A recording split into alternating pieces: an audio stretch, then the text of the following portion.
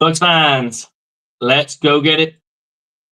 The sweet taste of victory, but it did come at a few things that did happen throughout the game. Buccaneers win 28 to 13 against the Raiders. Pirate Bowl, whatever you want to call it. Either way, your Buccaneers get a nice, happy victory Monday. But it wasn't all pretty. It wasn't all what we expected. It started exactly how we all wanted it to start. Buccaneers streaking up the field 2 times in a row, get those touchdowns in, and we thought we're off to the races. Defense was doing enough. Fumbles were happening, and all of a sudden, turnovers just went every which way. So let's get into this. What did the Tampa Bay Buccaneers do right and wrong? Well, it took them a while to get back into the game. They scored 14 points in the first half and first quarter, and they scored 14 points in the fourth. That meant they scored 0 points in between, which is what allowed this Raiders team to kind of build some momentum. Defense did enough. I mean, at the end of the day, they had a poor team under 13, and we'll talk about the hit on Aiden O'Connell and see how it goes on that from that basis. But let's just have a little look at the game stats. Time of possession. Raiders had the ball a little bit longer than the Buccaneers, 31 minutes to the 28 and a half of the Bucs. This is the tallying stat, though. 16 first down versus the Buccaneers 21. Total yards of offense 286 versus the Tampa Bay Buccaneers 420. Passing yards 195 versus 268, and the rushing yards, that amazing tandem that we have, and of course we can't just call it a tandem anymore. It's a three-way threat. Sean Tucker coming up and making big plays towards the end of that game. 52 yards to this 91. Penalties, we gave up 5. We need to sort out the penalty count and need to get a bit better at that. Total return yards, I'm not worried about total return yards, but they did beat us in that thing. Total plays, they reeled off more plays than we did, which meant our yards per play on average were better than theirs. Total turnovers, we got 3 to their 2. It didn't feel like that, if I'm brutally honest. It felt much worse. But we will get into how the Buccaneers performed.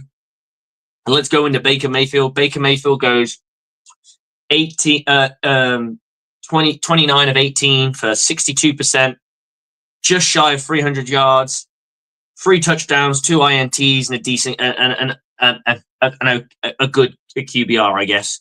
The interceptions are tallying. One of them was shit. One of them he had no business throwing that ball. Bucky Irvin did not play much in this game. Rashad White 17 and 90, giving himself an average of 4.2 a carry. Sean Tucker 3 for 47, giving obviously a very high average of almost 15.6. Baker Mayfield with 2 for 12. So Mike Evans didn't get the 100 yards that we would like him to get. He got himself 69 yards, no touchdowns, and had a decent game. We'd like to have seen more out of him. He was underutilized in this game. This was an opportunity that we could get more out of Mike Evans versus a poor competition like this. But yet, sometimes the game spills out that way. Christopher Cole says defense played pretty good considering we're down Antoine Winfield Jr. and more. Absolutely. I want a big call out for Kayvon Merriweather, who stepped the fuck up and showed the fuck out today. And Tyke Smith, I wasn't pleased about the hit by Kancey. It was dirty. I don't give a shit what anyone says. That's a dirty play, and that shit shouldn't happen. At the end of the day, it happened. We'd all be bitching and moaning if someone did it to Baker.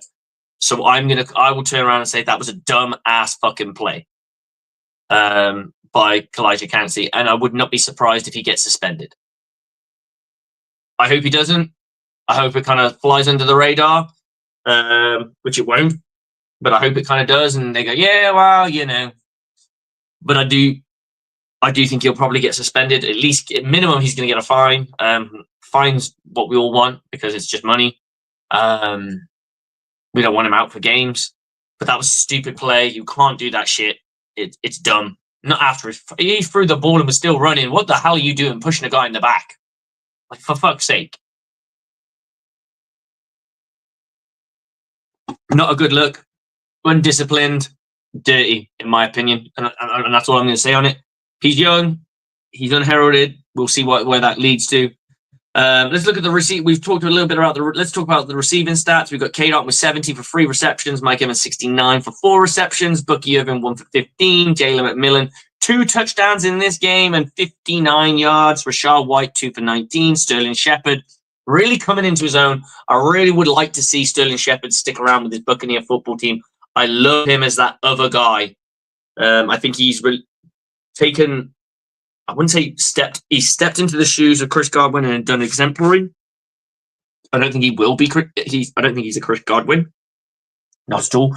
But he has stepped the fuck up when we needed someone to step up. And from somebody who looked very quiet in preseason to a guy who's now stepping up and making these plays, I'm really pleased for him. And I'd like to see more and more of him, if truth be told. Let's go into the defensive stats, and we've got Greg Gaines, 1 tackle, 2 tackle assists. Tackles and tackles assists. So we go with Zion McCullum. He's 6 for 6. Damn near pretty much had an interception. I don't like that rule where if the ball touches the ground, he had possession. As far as I'm concerned, I don't give a shit if the ball touches the ground. He had possession of that ball, in my opinion. But rules are rules, and I get it, but I don't. I didn't particularly like it. Elijah Cansey, 2 tackles. I'm sure they didn't credit him for the one that he did dirty. He's 2 for 4. Levante David 5 for 7. 1 sack and 1 forced fumble. So we got the forced fumble recovery as well somewhere. That stat does not show up. Anthony Nelson 2 for 2. Ryan Miller 0 and 3. Payne Durham 0 and 1. CJ Brewer 1 and 1. Yaya Diaby 2 and 2. Christian Izian 2 and 4. Jalen McMillan with 1. 0 and 1. Vita Vea 1 and 1. Duke Gadecki 0 and 1. Jack Browning 0 and 1. 0 and 1. Tyke Smith 2 and 3. Jamal Dean 2 and 2. Logan Hall 2 and 3. Vi Jones 2 and 5. Chris Braswell 4 and 4. A quiet game for Chris Braswell, but did a lot in the game. Kayvon Merriweather 4 for 7. The guy gets signed this week, I believe. What a story for him to just come back into this Buccaneer football team and make a play. Got himself a sack too as well. So really pleased for him for what he's done with this football team. And now we're going to go and have a look. Just, was this Raiders team any good? Aiden O'Connell, 57% of his passes, so above 50. 1 INT, no touchdowns. Desmond Ridder, and let's face it, a lot of his complete passes came during garbage time, so we'll give him that. A total combined yardage gain in the air for 205. You'll take that any day of the week. I know I would. For as underhanded the Buccaneers were, they did a decent job. They just weren't consistent on offense to keep this game. They could have really pulled it on this team if they wanted to, and unfortunately they didn't. Amir Abdullah, haven't heard that name in a while. One attempt and 1 yard. Brock Bowers, 1 in the rushing, 1 for 3. Aiden O'Connell, 6 for 6. Sincere McCormack was not that sincere. He did not get 100 yards. He got himself 15 for 78. Decent day on the day. I suppose you could say it was quite sincere. Desmond Ridder got himself 2 for 3. And then we go to the receiving. Trey Turner got himself 2 for 7. Amir Abdullah 2 for -3. Brock Bowers 3 for 49. No one really broke out in this game. Jacoby Myers 7 for 67. Michael Mayer 7 for 68. Sincere McCormack 2 for 11. And Terrence Marshall Jr. 1 for 6. Let's go into their defensive stats. And they did sack the quarterback a lot more. It felt like they sacked the quarterback a lot more. Dane Holmes, 4 tackles, 7 tackles, assists, and 1 sack. Amari Burney goes for 1 tackle, 1 tackle assist, and 1 sack. Max Crosby was kept quiet, but he was still a nuisance, and caused the offense a lot of trouble. Even if he doesn't get into the quarterback, he's always going to free up somebody, potentially free somebody else up to get there. So he got himself 1 for 2. Brock Bowers goes for 0-1. Adam Butler goes for 2 for and 1 sack. John Jenkins 1 for 1. Kevon Chason goes for 3 for 4, and he got himself an INT. Great INT, by the way. Pop that ball up and come down with it. Really smart.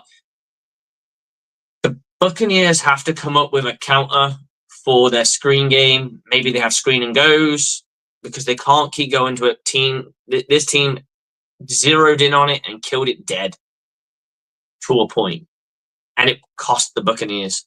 So you have to be smarter in how you're going to make these screens come off. Screen and goes.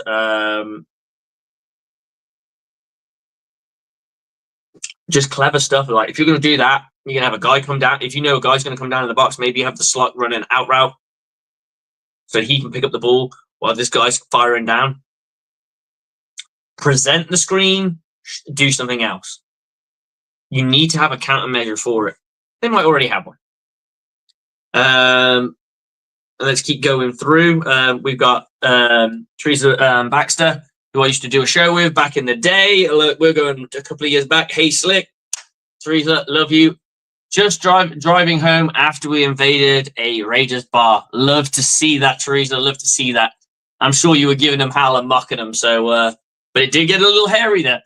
For a moment, it looked like we were falling off the gas with Baker, kind of giving up the ball a little bit. It felt like they were getting a bit of steam in themselves. But this Buccaneer team balled out. Mike Evans turned up when he needed to turn up, and McMillan has shown that he can be the guy. I want to see more. I need it. I need to see more out of him. He's showing it now. You're a 3rd-round draft pick. I'm not expecting the world out of you, but I need you to step a bit more. This was a great step for you. I want more. I want more production, and I believe you've got it in you, and I believe it will come. That is, where were we? Jonah Lalu, he is 4 for 5. We got Ramal Caton, he is 0 for 1. Charles Snowden, he's 1 for 1. Keani Maoga, he is 0 for 1. Jack Jones, 3 for 3. Thomas Harper, 1 for 2. Isaiah Pola Mao, he is 2 for 4. Tyree Wilson, 1 for 2. Demericon Richardson, 3 for 5. And I do apologize if I butcher any of these names, because there's some names out here that are very Polynesian, and some names that I'm not 100% sure on the pronunciation. So if I butchered your name, I do apologize. I'm trying my best. I'm just reading them off the screen. Chris Smith II, 2 for 1, 0-1. Richard Spillane, 5 for 7, and Trayvon Merrig, 5 for 8 and a forced fumble.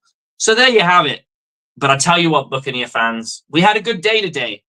Not because we won, because those no good, dirty, faily clowns lost again.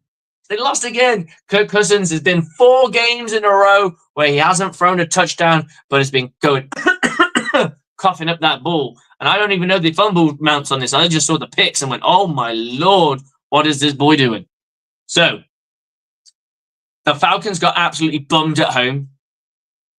They have an asshole like a broken cat flap. Straight up. That's what it is. There's no toying around with this anymore. They straight up got bummed. It wasn't pretty. I don't know if they had to travel for that. Did they have to travel for that shit? Or did they get bummed at home? Oh no, they didn't get bummed at home. They got bummed in Minneapolis. Okay. Not quite as bad as being bummed at home. So 42. I mean, they could have doubled their score and they still wouldn't have won. They would have just drew. They'd have to go to overtime. Look, this team got absolutely whooped. And I love to see it. I love to see it. The Vikings are a legit team. Who'd have thought Sam Darnold would be decent? Apparently, anyone who leaves Carolina becomes decent. So that's any quarterback. If you're a quarterback and you've left Carolina, tell your agent to hit you up with a decent team because you got an opportunity now. But yeah, this team, we're in front of the division, boys and girls. Ladies and gentlemen, we are in front of the division. Now we just got to hold on to that crown. There is no reason that this Tampa Bay Buccaneers football team can't win out. No reason. We'll look ahead of that. But I just wanted to look at Kirk Cousins just one last time. Like, what is this boy doing? Started off hot and he's like, you like that? Well, we like this. Oh, my Lord. I mean, how can, like, what are you doing? Like, all you got to do is just not throw picks and you'll probably win some of those games. You know, it looked like they were going to run away with the division, and now they've just handed it to us back.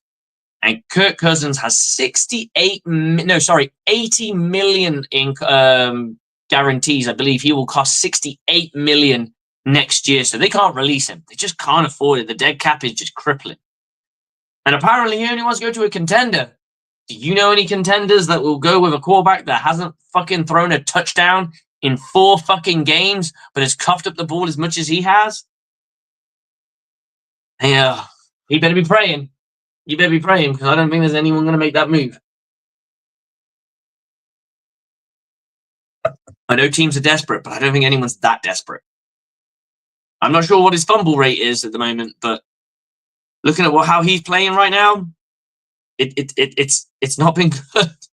It really hasn't. Let's have a little look at what the fumble rate is, though, because I am just intrigued on this, because that's total interceptions. Interception on the year, he's got 17 touchdowns, 13 interceptions. He is creeping into that world where the interceptions get a bit too close. It's considered poor at this rate, let's be honest. He has fumbled too many damn times. Oh, I got to do the counting? Oh, Lord. Here we go. How many fumbles? He's been sacked a fair few times.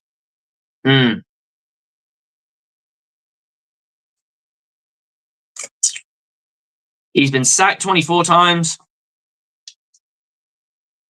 They don't have his fumbles there, though, for the year. Okay. No problem. We'll figure it out. 2, 4, 6, 8, 10, 12 fumbles, as well as the 13 INTs. This guy's cuffed up the ball more times than he's scored. Recipe for disaster. He better be praying that God gives him some stickum for Christmas. Because that boy needs holding the ball soon. He has to. Without further ado, guys, I know the win wasn't pretty. I know it wasn't what we wanted. I know we wanted to really put it on this team and expect to get us in the 30s. Probably another score, realistically. So this team would really took them away. But at the end of the day, defense stepped up and did his job, considering how short-handed it is. We hope that Antoine Winfield's injury isn't so bad, and we hope, I hope, that Kalijah Kancey only gets fined and he doesn't miss time and gets suspended, because the Buccaneers can't afford that right now. We've got a bigger matchup. I believe we've got the Chargers coming up next. Let's have a look what we got coming up. Yeah, we got the Chargers up next, and then so we go Chargers later game. I believe that's in that 4 o'clock kind of bracket, 4:25. I think I look at these and they come up in English times, and it's for us it's like 9:30, or 25 past 9 p.m. And then we got the Cowboys on Sunday night football, as we like to call it, Monday morning football, because it starts at 1:20 in the morning. Those are going to be the 2 games that we need to make sure we win. I think if the Buccaneers can win those 2 and the Falcons just stay level pegging, I believe we can win out. Because I think the Panthers won't do too much. I think that the Panthers are done. I think they'll win a couple of games here and there. They'll compete. They're a competitive team. They're fighting. but I don't see much more out of them. We have to make sure that we win against the Chargers and the Cowboys, just to ensure, because I believe the Falcons will have the Raiders. I'm hoping the Raiders are chomping at the bit and ready to go and win, because I need them to. I need them to go out there and win for me. I need them to go and do the thing and put another loss on them, but we go and take another win. And then the division starts to get out of hand for them. Then we can breathe a little bit more, because they got the tiebreaker. We can't afford to level peg with this team. We have to win out. We have to keep winning. Buccaneers team did that. It wasn't pretty. It started off great. I thought we were going to absolutely blow this team out. It didn't turn out the way we want. And football games never, seldom do. A lot of people seem to think, it should be this and it should be that. They seldom do. In our mind, we probably thought this game was going to be, the Buccaneers are going to get pipped a couple of touchdowns because the defense hasn't been playing as well as it normally was.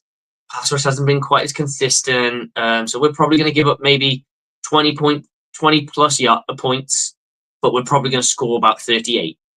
Yeah, that's probably what people's mindset was at. So for the Buccaneers to turn around and go to 28-13, it's great. It's a great thing for the defense to make those numbers up, especially with how short-handed they were. And it's decent for the offense to say they got 4 touchdowns. We just know, realistically, this team is capable of so much more. Christopher Cole says, Carolina was inches away from upsetting the Eagles. It doesn't matter whether you're inches away or you're miles away. The result is still the same. You lost. You lost the damn game. It don't matter how you lost. You want to lose in victorious fashion? Great. No one will care when the records are done. No one will sit there when you're you've got to lose. You're sat there with your losing record, and they go, "Well, they had so many. They're so good. They were so close so many times. So were the Chiefs. They just convert them into wins. That's all that matters. Winning is what matters. The Buccaneers to win, and credit to the Carolina Panthers. They're better than they were last year. They are better than they were last year, and that's a good thing for them. That's a great piece of momentum going forward for them. But if they get doubt another loss, because they got to go, I think they go to Dallas next. I'm not entirely sure. I think they got Dallas next. I don't know if it's in Dallas. Let's have a look. Okay, so they got Cowboys at home. They got Cowboys at home. If the Cowboys beat them, then it's really going to start, because then they got the Cardinals, and the Cardinals are playing some decent ball right now. Then they got us, and then they got the Falcons. The Cowboys right now are probably the easiest game on their schedule. And that's, the Cowboys will want to come in there and do something, right? No one's laying down in this league. I don't think the Cowboys are. But yeah, the Eagles have been close with a lot of teams. The Panthers have been close with a lot of teams. But it's about how you convert them. We know all about it, because we went through a 4-game skid where we were close with teams. It doesn't fucking matter. It don't matter. No one gives a shit that you were close so many times. Commentators do, because it's a good story point. The rest of to get into the playoffs, that's all that matters, is the wins and the losses. No one cares that you were close. Close matchups don't count. It might when it comes down to strength of schedule, but you got to win to even be in the conversation. So, the Panthers season's pretty much done. They just want to have a good season that they can build off on. As for the Buccaneers, we're aiming higher. We're hoping to get some of our guys back, especially on the defensive side of the football. Get Edwards back. I don't know if Savassia Dennis is ever going to come back. I don't know if he's a playoff kind of guy or he's done. I'm not entirely sure. Buccaneers didn't look like they missed KJ Britt massively, but they weren't also going up against a very good rusher. So maybe we really were missing him. We just didn't have a good rusher. Levante David showed that he just stopped the aging clock again, so that was always nice to see. But for me, guys, I'm just happy we got the win. Would we have liked to win by more? Of course. Would we have liked to have not allow them to score touchdowns? Of course. But we have to be realistic in our expectations. The enemy is allowed to vote too. And occasionally they get theirs. The Buccaneers have shit to clean up. They got to get healthy and they got to clean up the penalties. But ultimately, Baker's got to clean up a lot of the turnovers. You can't keep baking turnovers because eventually good teams will pounce on that and they'll make more out of it. A team like LA in the Chargers, they will pounce on that shit. They have a better offense. They are capable of going down the field. So this will be a challenge for the defense and the offense. Liam Cohen's got to run the ball a little bit more. You got to trust. You got to trust in Sean Tucker. You got to trust in these guys. But behind the sticks, because we're throwing the ball way too damn much. Way too much. Build that shit up. Add that play action in, and then add a few rollouts in. Play with it a little bit more. Give the ball back. Throw some draw plays in there. Keep the defense guessing. Change the looks up. Change the motions up. That, in my opinion, as long as everyone's dialed into that, that's how you can get some success. But without that, guys, thank you for listening. Thank you for watching. I hope you all do well. I'm hoping to do the aftermath on Wednesday at 7:30 p.m. We'll be unpacking this with a little bit more raw emotion. While we've all settled in it, I'm sure AJ would like the crossing route that Mike Evans got a ball on. I'm sure he was loving that shit. But until then, I will see you guys soon. Bucs on me, Bucs on free. 1, 2, 3, go Bucs!